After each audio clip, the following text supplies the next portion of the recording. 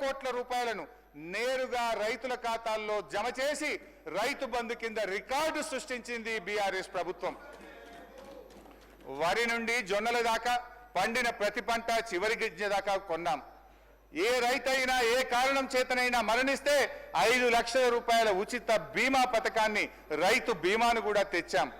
బిల్లులు లేకుండా కరెంట్ ఇచ్చాం, పన్నులు లేకుండా సాగునీరు అందించాం. ఇట్లా ఇంకెన్నో చేసినాం అధ్యక్ష. బీఆర్ఎస్ హయాంలో ఏం చేయకుండానే సాగు విస్తీర్ణం దానికదే పెరిగిందని ఈ ప్రభుత్వం సత్యదూరమైన ప్రచారం చేస్తుంది. చెప్పేవాడికి చెవుడైనా వినేవాడికి వివేకం ఉంటుంది అధ్యక్ష. బీఆర్ఎస్ కృషి వల్ల సాగు విస్తీర్ణం పెరిగితే కాంగ్రెస్ ప్రభుత్వం యొక్క అసమర్థత వల్ల లక్షల ఎకరాల్లో నేడు పంట ఎండిపోతా ఉంది. పక్క రాష్ట్రం నీళ్లు దోచుకుపోతుంటే నీళ్లు నమిలారే తప్ప నిరోధించలేకపోయారు. పెరిగిన సాగు విస్తీర్ణం బీఆర్ఎస్ ఘనత, ఎండిపోయిన పొలాలు కాంగ్రెస్ ప్రభుత్వ నిర్వాకం. ముఖ్యమంత్రి గారు ఎంత గొప్పగా చెప్తుందంటే ఎండల వల్ల పంట ఎండిపోతుందట. పంటలు ఎండుతున్నది ఎండల వల్ల కాదు, ఈ ప్రభుత్వం యొక్క నేరపూరిత నిర్లక్ష్యం వల్ల ఈ రాష్ట్రంలో పంటలు ఎండుతా ఉన్నాయి. ఈ సంవత్సరం వానలు సమృద్ధిగా కురిశాయి, నదీ జలాల్లో ప్రవాహాలు పెరిగాయి. కానీ నీళ్లను ఒడిసి పట్టడంలో ఈ కాంగ్రెస్ ప్రభుత్వం ఫెయిల్ అయింది. ఎంత దారుణం అంటే అధ్యక్ష, దేవాదుల ప్రాజెక్టుకు సంబంధించి 6 కోట్ల ఓఎండ్ఎం బిల్లులు చెల్లించక ఈ రోజు 600 కోట్ల విలువైన పంట వరంగల్ జిల్లాలో ఎండిపోతా ఉంది అధ్యక్ష. 33 రోజులు మోటార్లు ఆలస్యంగా స్టార్ట్ చేశారు. ఇది కాలం తెచ్చిన కరువు కాదు, కాంగ్రెస్ ప్రభుత్వం తెచ్చిన కరువు. రైతు బంధు ఇప్పుడైతే 10,000, మేమొస్తే 15,000 అన్నారు. ఎనుముల వారిని నమ్ముకుంటే ఏం జరిగింది? ఎగవేతే మిగిలింది అధ్యక్ష. వానకాలం రైతు భరోసా ఎగ్గొట్టారు. యాసంగిలో 15,000 ఇవ్వాల్సిన భరోసా 12,000 కుదించారు. ఇది కూడా కొందరి రైతుల ఖాతాల్లోనే వేశారు. రైతు కూలీలకు భరోసా లేదు, కౌలు రైతుల ప్రస్తావన లేదు. చేతు గుర్తు వారి చేతగాని పాలనలో రైతు మళ్ళీ అప్పు కోసం చెయ్యి చాపాల్సి వస్తుంది అధ్యక్ష. రుణమాఫీ అధ్యక్ష, స్టేట్ లెవెల్ బ్యాంకర్స్ మీటింగ్ లో సంపూర్ణ రుణమాఫీకి ఎంత కావాలంటే 49,500 కోట్ల రూపాయలని చెప్పారు. ఆ రోజు ముఖ్యమంత్రి గారు చాలా గొప్పగా చెప్పారు, ఒక్క సంవత్సరం అవినీతి చేయకుండా కడుపు కట్టుకుంటే 41,000 కోట్లు ఒక్క దెబ్బకు మాఫీ చేయొచ్చని ఆ రోజు చెప్పారు అధ్యక్ష. గౌరవనీయులు భట్టి గారు తన బడ్జెట్ ప్రసంగంలో 31,000 కోట్ల రుణమాఫీ చేస్తామని చెప్పారు. ఈ బడ్జెట్ లోనేమో 20,000 కోట్లు ఇచ్చామంటున్నారు. వాస్తవంగా అయితే అది 15,000-16,000 కోట్లు కూడా చేరలేదు అధ్యక్ష. వాస్తవం ఏమిటంటే అధ్యక్ష, రైతు ఇంటికి బ్యాంకుకు మధ్య ఇంకా తిరుగుతూనే ఉన్నాడు. చివరికి రైతుకు మిగిలింది ఒడువని దుఃఖం, తీరని అప్పు అధ్యక్ష. ఇంకా బాగా అర్థం చేసుకోవాలంటే ఇది వ్యవసాయ శాఖ అధికారుల నుంచి తీసుకున్న లెక్కే చెప్తున్నాను అధ్యక్ష. నా సిద్దిపేట నియోజకవర్గంలో పరిస్థితిని ఈ రాష్ట్ర ప్రజలకు అర్థం కావడానికి, రైతాంగానికి అర్థం కావడానికి ఒక ఉదాహరణగా చెప్తున్నా అధ్యక్ష. నా సిద్దిపేట నియోజకవర్గంలో బ్యాంకుల్లో అప్పు తీసుకున్న రైతులు 43,363 మంది. రుణమాఫీ అయ్యింది 20,514. రుణమాఫీ కానటువంటి రైతులు 22,849. అంటే అయింది తక్కువ, కానటువంటి రైతుల సంఖ్య ఎక్కువ. ఇందులో అధ్యక్ష 2 లక్షల లోపు రుణం ఉండి కూడా కానటువంటి రైతుల సంఖ్య 10,212 ఉండడం గమనార్హం. Please note this point. 2 లక్షల లోపు రుణం ఉండి కూడా మాఫీ కానటువంటి రైతులు ఒక్క నా సిద్దిపేట నియోజకవర్గంలో 10,212 మంది ఉన్నారు అధ్యక్ష. కానీ ఈ ప్రభుత్వం ఇంకా రుణమాఫీ అయిపోయిందని చెప్తున్నారు అధ్యక్ష. ఇకపోతే అధ్యక్ష 2 లక్షల మీద రుణం ఉన్న వాళ్ళ సంగతి, పాపం వాళ్ళ పరిస్థితి అయితే చాలా ఆందోళనకరంగా ఉంది అధ్యక్ష. గౌరవ ముఖ్యమంత్రి గారు చెప్పారు, 2 లక్షల మీద ఉన్న వాళ్ళు అప్పు కట్టండి, మీకు కూడా 2 లక్షల రూపాయల మాఫీ చేస్తామని ముఖ్యమంత్రి గారు ప్రకటించారు అధ్యక్ష. ముఖ్యమంత్రి గారి మాట నమ్మే అధ్యక్ష. నా నియోజకవర్గం ఉదాహరణ కోసం ఒక 2-3 పేర్లు చెప్తే చాలా ఉన్నాయి. కానీ గుర్రాలగొంది గ్రామంలో శ్రీనివాసరెడ్డి అనే రైతు యూబీఐ బ్యాంకులో 30 ఆగస్టు 2024 నాడు 2 లక్షల మీద ఉన్న 50,000 కట్టిండి అధ్యక్ష. ఇవాళటి వరకు మాఫీ కాలే. నారాయణరావుపేటకు చెందిన సత్తిరెడ్డి అనే రైతు 2,60,000 రుణం ఉంటే మితితో కలిపి మీద 76,000 రూపాయలు కట్టిండి అధ్యక్ష. బంజేర్పల్లికి చెందిన మరో రైతు అఖ్తర్ ఖుస్రో 2,600,000 అప్పుంటే మితితో కలిపి మీదున్న 10,000 కట్టిండి అధ్యక్ష. వారికి మరి ఈ రోజు వరకు కూడా ఈ ముఖ్యమంత్రి మాట నమ్మి 2 లక్షల మీద ఉన్న డబ్బు కడితే ఈ రోజు వరకు రుణమాఫీ కాలేదు.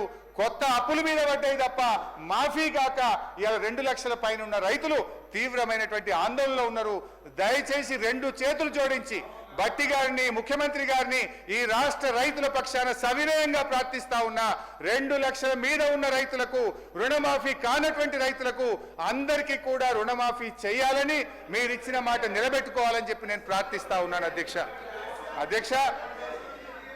అధ్యక్ష అంటే నేను అనేది ఒకటే అధ్యక్ష. ఇప్పుడు లేదు మీరు మాట్లాడుతుంటే తప్పని మీరు మాట్లాడుతున్నారు. నేను భట్టి గారిని అడుగుతున్నా, మధిర నియోజకవర్గానికి పోదామా, లేదు నా సిద్దిపేట నియోజకవర్గానికి వస్తారా, లేదు ఈ రాష్ట్రంలో ఏ గ్రామానికి పోదామో చెప్పండి. సంపూర్ణ రుణమాఫీ అయిందంటే నేను బహిరంగంగా మీకు క్షమాపణ చెప్పడానికి సిద్ధం. మీరు సిద్ధంగా ఉన్నారా అని నేను అడుగుతా ఉన్నా అధ్యక్ష. ఇవాళ ప్రజలు అర్థం చేసుకుంటున్నారు అధ్యక్ష. ముఖ్యమంత్రి గారు ఆ రోజు ఏం చెప్పిండు అధ్యక్ష? 1 సంవత్సరం కడుపు కట్టుకుంటే ప్లీజ్ 1 సంవత్సరం కడుపు కట్టుకుంటే రుణమాఫీ అవుతుందన్నారు అధ్యక్ష. ఇవాళ కడుపు కట్టుకుంది ఎవరో, అవినీతి ఆకలి అవుతుంది ఎవరికో ఇవాళ వాళ్ళకే తెలియాలి అధ్యక్ష. నీటిపారుదల రంగం గత బడ్జెట్లో మీరు ఆన్గోయింగ్ ప్రాజెక్టులు పూర్తి చేస్తామన్నారు అధ్యక్ష. 600 లక్షల ఎకరాలకు నీళ్లు ఇస్తామన్నారు అధ్యక్ష. ఒకవేళ నేను భట్టి గారిని అడుగుతున్నా, 6 ప్రాజెక్టులు పూర్తి చేస్తే వాటి పేర్లు చెప్పండి, ఎన్ని ఎకరాలకు ఆయకట్టుకి ఇచ్చారో చెప్పండి అధ్యక్ష. 15 నెలల కాంగ్రెస్ పాలనలో ఖమ్మంలో పెద్దవాగు ప్రాజెక్టు కొట్టుకుపోయింది, ఎస్ఎల్బీసీ కూలిపోయింది, వట్టెం పంప్ హౌస్ మునిగిపోయింది, సాగర్ ఎడమ కాలువకు గన్లు పడ్డాయి, సుంకిశాల కుప్పకూలింది అధ్యక్ష. ఇవాళ మీ నిర్వాహకం ఇట్లా ఉంది అధ్యక్ష. అధ్యక్ష మీ బడ్జెట్ ప్రసంగంలో అఫ్ కోర్స్ నేను దీని మీద ఇరిగేషన్ పద్ధతినప్పుడు డీటెయిల్గా మాట్లాడతా, టైం లేదు, జస్ట్ 2 మినిట్స్లో 1 మినిట్లోనే దీన్ని కంప్లీట్ చేస్తా అధ్యక్ష. భట్టి గారి బడ్జెట్ ప్రసంగంలో 511 టీఎంసీలు ఆంధ్రప్రదేశ్కు అప్పజెప్పారని చెప్పారు అధ్యక్ష. I have all record with me. నేను మీరు అధికారంలోకి వచ్చినాక పోయిన సంవత్సరం మీరు చేసిన అగ్రిమెంట్ కాపీ కూడా నా చేతుల్లో ఉంది అధ్యక్ష. 511 టీఎంసీలు ఈ 299 ఎక్కడి నుంచి వచ్చింది అధ్యక్ష? ఆనాడు ఉమ్మడి ఆంధ్రప్రదేశ్లో వీళ్ళే ఆ రోజు మంత్రులుగా ఉన్నారు. మీ నిర్వాహకం ఇది ఏ రకంగా వచ్చిందో ఈ అగ్రిమెంట్లోనే చాలా స్పష్టంగా ఉంది అధ్యక్ష. I will read out and tell you అధ్యక్ష. ఇది ఏదో మేము ఒప్పుకున్నాం, ఇది మేము చేసినామని చెప్తున్నారు అధ్యక్ష. ఇది అగ్రిమెంట్ 26 June 2015 అధ్యక్ష. However, as per the arrangements various decisions taken by the erstwhile state of Andhra Pradesh, revised allocations in both the parts of the state came to be 512 in Andhra Pradesh and 299 TMC in Telangana. List of the projects dated 18/10/2013 may be followed as the working arrangement for the current year only, without prejudice to the rights of the 2 states above their entitlements which have been raised or to be raised before appropriate forum. అంటే ఈ 299 512కు గత కాంగ్రెస్ పాలనలో తెలంగాణ ప్రాంతంలో ప్రాజెక్టులు కట్టకపోవడం వల్ల, నీటి కేటాయింపులు జరగకపోవడం వల్ల ఆ రోజు వరకు ఉన్న నీటి కేటాయింపులను ప్రాతిపదికంగా ఈ వాటర్ ఇయర్కు తాత్కాలికమైనటువంటి అగ్రిమెంట్ చేశారు. అందులోనే స్పష్టంగా ఆ రోజు ఇంకా వీళ్ళు ఒక అడుగు ముందుకు వేసి కేసీఆర్ సంతకం పెట్టిండు, హరీష్ రావు సంతకం పెట్టిండు అంటారు. దీని మీద పెట్టింది ఒకవైపు ఆదిత్యనాథ్ దాస్ ఆంధ్రప్రదేశ్ నుంచి, ఈ రోజు మీ అడ్వైజర్గా పెట్టుకున్నారు కదా, ఆనాడు తెలంగాణకు అన్యాయం చేసిన ఆదిత్యనాథ్ దాస్ను మీరు అడ్వైజర్గా పెట్టుకున్న అతను మన రాష్ట్రం నుంచి ఎస్కే జోషి గారు దీని మీద అగ్రిమెంట్ సంతకం పెట్టింది అధ్యక్ష. అయితే ఇవాళ దీనికి శాశ్వత పరిష్కారం అధ్యక్ష మనకు సెక్షన్ 3 నిజంగా కృష్ణా నది జలాల్లో తెలంగాణ న్యాయమైన హక్కును సాధించడానికి దోహదపడుతుంది. ఇవాళ దాన్ని హరీష్ రావు గారు సార్, కృష్ణా నది జలాలకు సంబంధించి మొన్న గౌరవ ముఖ్యమంత్రి గారు స్పష్టంగా చెప్పారు. ఉత్తమ్ కుమార్ రెడ్డి గారు మా ఇరిగేషన్ మంత్రి గారు కూడా చెప్పారు.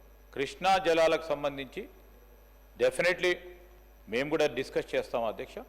సమయం ఇవ్వండి. ఎవరు పొరపాటు చేశారు, ఎవరి వల్ల ఈ విధంగా జరుగుతూ ఉంది, ఎవరి పాపం ఎవరిపైన, అన్నిటి కూడా స్పష్టంగా మాట్లాడతాం అధ్యక్ష. నీళ్లు పాలుగా డెఫినెట్లీ మన ప్రజలకు తెలియాల్సిన అవసరం ఉంది. మీరు డిమాండ్స్లో మాట్లాడదాం. దాని తదుపరి మీకు చర్చకు అనుమతి ఇవ్వండి అధ్యక్ష. డెఫినెట్లీ మాట్లాడదాం అధ్యక్ష. కన్క్లూడ్ చేయండి హరీష్ రావు గారు. సార్ నేను కేవలం 45 నిమిషాలే మాట్లాడిన అధ్యక్ష. నాకు ఇంకొక మినిమం 45 మినిట్స్ కావాలి అధ్యక్ష. Kindly please sir. అధ్యక్ష, గౌరవనీయులు శ్రీధర్ బాబు గారి ప్రతిపాదన ఐ వెల్కమ్ సార్, నేను అంగీకరిస్తున్నా. దయచేసి ఈ బడ్జెట్లోనే కృష్ణా నదీ జలాలపైన ఒకరోజు చర్చ పెట్టండి. పాలేందో నీళ్ళేందో ఈ రాష్ట్ర ప్రజలకు తెలవాలి.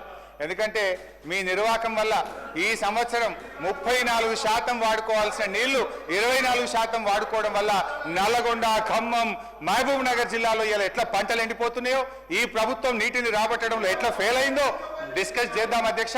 ఈ సెషన్లో దయచేసి ఎల్ఏ మినిస్టర్ గారు ఈ సబ్జెక్ట్ను డిస్కషన్ పెట్టాలని కూడా నేను మీ ద్వారా కోరుతున్నాను అధ్యక్ష.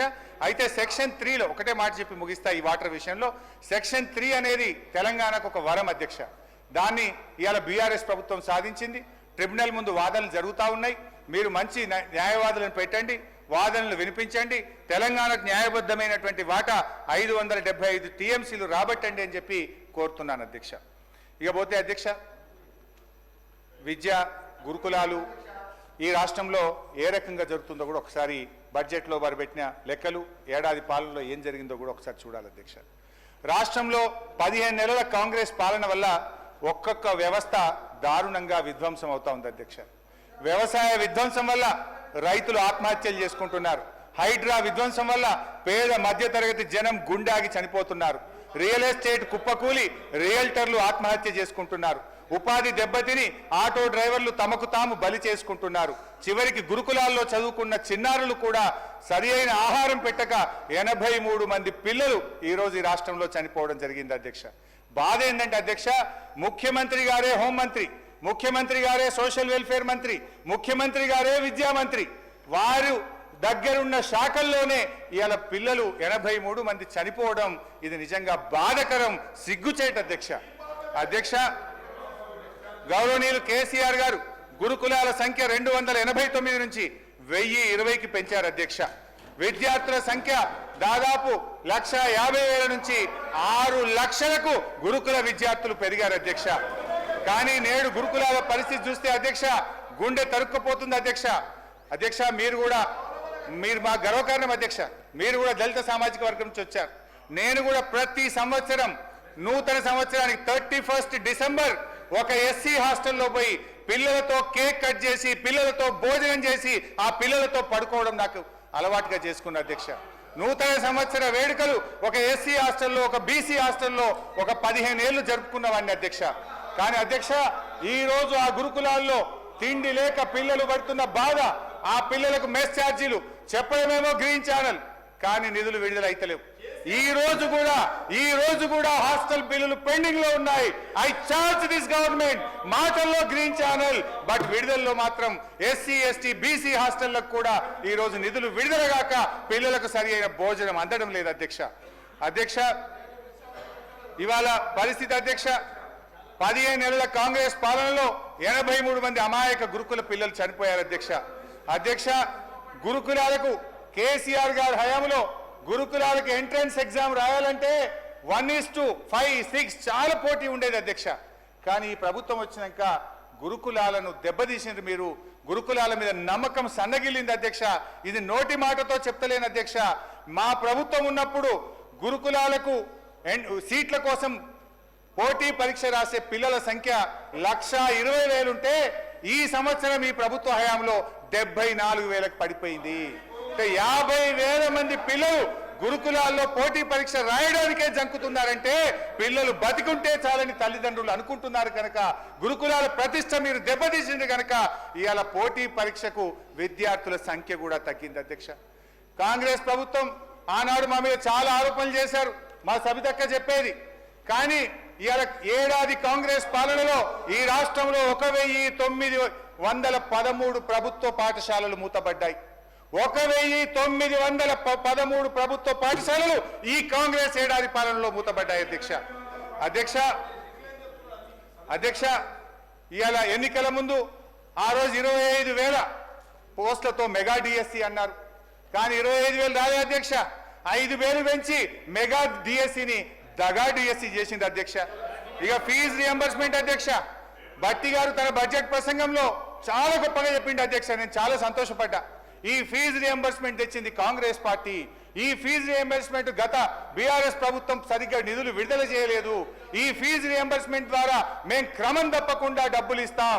పేద విద్యార్థులు బీఆర్ఎస్ హయాంలో ఫీజు రియంబర్స్మెంట్ డబ్బులు రాక, వాళ్ళ సర్టిఫికెట్లు రాక చాలా బాధలు పడ్డారని చెప్పి భట్టి గారు చాలా గొప్పగా సెలవిచ్చారు అధ్యక్ష. అధ్యక్ష నేను అడుగుతున్నాను అధ్యక్ష, మీరు అన్నారు మా మీద ఆరోపణ చేశారు మీ బడ్జెట్ స్పీచ్ లో. నేను అడుగుతున్నా, 15 నెలల కాంగ్రెస్ పాలనలో ఒక్క రూపాయి ఫీజు రియంబర్స్మెంట్ విడుదల చేశారా? ఇదేనా మీ దళిత గిరిజన బలహీన వర్గాల విద్యార్థుల మీద మీకున్న ప్రేమ అని ఆవేదనతో అడుగుతున్నాను అధ్యక్ష. మీరు అంటున్నారు మమ్మల్ని విడుదల చేయలేదని.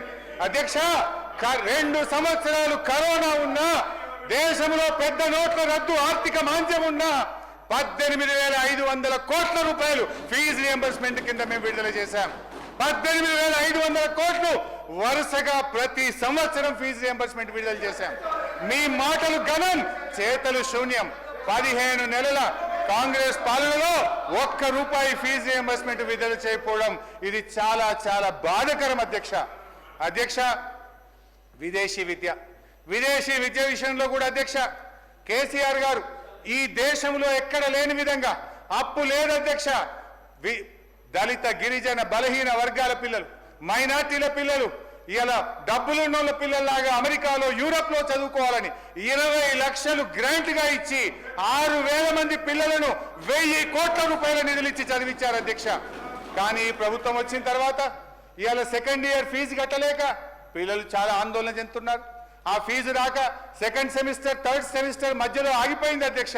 నేను దయచేసి భట్టి గారిని కోరుతా ఉన్నా, ఎస్సీల కోసం అంబేద్కర్ ఓవర్సీస్ స్కాలర్షిప్, బీసీల కోసం జ్యోతిరావు పూలే ఓవర్సీస్ స్కాలర్షిప్, మైనార్టీల కోసం సీఎం ఓవర్సీస్ స్కాలర్షిప్స్, బ్రాహ్మణుల కోసం వివేకానంద ఓవర్సీస్ స్కాలర్షిప్, వీటన్నిటికీ పెండింగ్ నిధులు విడుదల చేయండి. పిల్లల విలువైన విద్యా సంవత్సరం కొనసాగే విధంగా చూడండి. కొత్త విద్యార్థులను కూడా ఎంపిక చేసి ఈ పథకాన్ని కొనసాగించాలని నేను భట్టి గారిని సవినయంగా ప్రార్థిస్తున్నాను అధ్యక్ష. ఉద్యోగ నియామకాలు అధ్యక్ష, భట్టి గారి బడ్జెట్ మీద నిరుద్యోగులు చాలా ఆశ పెట్టుకున్నారు అధ్యక్ష. అంటే కొత్త ఉద్యోగాలు ఇచ్చేది ఉంటే బడ్జెట్లో కేటాయింపులు పెరుగుతాయి కదా. కొత్త ఉద్యోగాలకు అనుగుణంగా ఒక్కొక్క ఉద్యోగికి 30,000 40,000 పెట్టుకున్నా అందులో కేటాయింపులు పెరగాలి. నేను కూడా చాలా జాగ్రత్తగా చూసినా, ఏమైనా పెట్టినరేమో, కొత్త ఉద్యోగాలు ఎన్ని ఇస్తారో చూద్దామని చూశాను అధ్యక్ష. ఏం పెరగలేదు అధ్యక్ష. భట్టి గారి బడ్జెట్ నిరుద్యోగుల ఎన్నో ఆశలు వమ్ము చేసింది అధ్యక్ష. పోయిన ఏడాది ఇవ్వలేదు, కనీసం ఈ ఏడాది అయినా ఇవ్వకపోతారా అని ఎదురు చూసిన నిరుద్యోగుల ఆశల మీద భట్టి గారు బకెట్ల కొద్ది నీళ్లు చల్లారు అధ్యక్ష. ఎన్నికల ముందు రేవంత్ రెడ్డి గారి నుంచి రాహుల్ గాంధీ దాకా అశోక్ నగర్ కు ప్రదక్షిణ చేశారు అధ్యక్ష. ఇది రాహుల్ గాంధీ గారు ట్వీట్ తెలుగులో పెట్టారు. ఆ రోజు ఏమన్నారు? తెలంగాణలో కాంగ్రెస్ ప్రభుత్వం ఏర్పడిన ఏడాదిలోపే 2 లక్షల నియామకాలను పూర్తి చేసి యువతకిచ్చిన మాట నిలబెట్టుకుంటాం. ఇది ఎవరు చెప్పారు అధ్యక్ష? కాంగ్రెస్ పార్టీ అగ్రనాయకులు గౌరవనీయులు రాహుల్ గాంధీ గారు చెప్పిన మాట. ఏడాది దాటింది అధ్యక్ష, 16 నెలలకు వచ్చింది. ఏమైంది మీ జాబ్ క్యాలెండర్? ఏమైంది 2 లక్షల ప్రభుత్వ ఉద్యోగాలని చెప్పి నేను అడుగుతా ఉన్నాను అధ్యక్ష.